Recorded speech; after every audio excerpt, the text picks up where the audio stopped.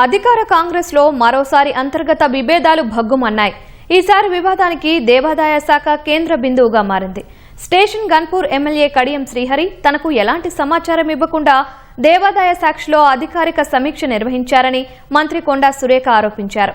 Kadiyam Srihari rules of business ఉల్లంఘనకు పాల్పడ్డారని ఆరోపిస్తూ నేరుగా సీఎం రేవంత్ రెడ్డిని కలిసి 3 పేజీల లేఖను సమర్పించారు. వరంగల్లో నేతల మధ్య విభేదాలు మరోసారి చర్చనీయాంశంగా మారాయి.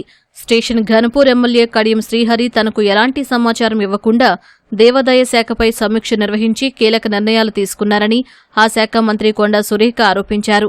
Kadiyam Srihari rules of business ఉల్లంఘనకు పాల్పడ్డారని ఆరోపిస్తూ ముఖ్యమంత్రి రేవంత్ రెడ్డికి 3 పేజీల లేఖ రాశారు.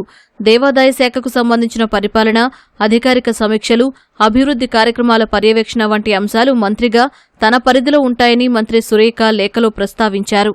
కానీ తనకు ఎలాంటి సమాచారం ఇవ్వకుండా పలు దేవాలయాల అభివృద్ది అంశాలపై అధికారిక సమీక్ష నిర్వహించడం పూర్తిగా పరిపాలనా సంప్రదాయాలకు విరుద్దమని అభ్యంతరం వ్యక్తం చేశారు.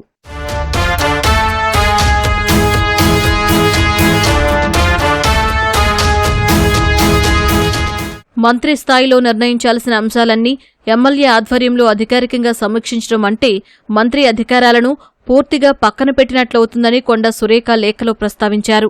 ఇలాంటి చర్యలు అనుచిత సంప్రదాయానికి నాంది పలుకుతాయని, శాఖల మధ్య సమన్వయాన్ని దెబ్బతీస్తాయని, అధికార యంత్రాంగంలో అయోమయ పరిస్థితులు సృష్టించే ప్రమాదం ఉందని ఆందోళన వ్యక్తం చేశారు. గతంలోనూ కడియం శ్రీహరి తన రాజకీయ, వ్యక్తిగత ప్రతిష్టను దెబ్బతీసే ప్రయత్నాలు చేశారని కొండా సురేఖ తెలిపారు. అయినా పార్టీ నాయకత్వంపై విశ్వాసంతో, సహనంతో వ్యవహరించారన్న మంత్రి ఇప్పుడు మాత్రం ప్రత్యక్షంగా సవాలు చేసే పరిస్థితి ఏర్పడిందని వెల్లడించారు.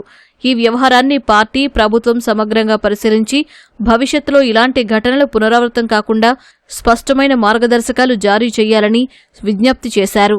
కొండా సురేఖ ఫిర్యాదుపై ముఖ్యమంత్రి, పార్టీ అధిష్టానం ఎలాంటి నిర్ణయం తీసుకుంటుంది, మంత్రి, ఎమ్మెల్యే మధ్య నెలకొన్న వివాదం ఎటువైపు దారితీస్తుందనేది రాష్ట్ర రాజకీయాల్లో ఆసక్తికరంగా మారింది.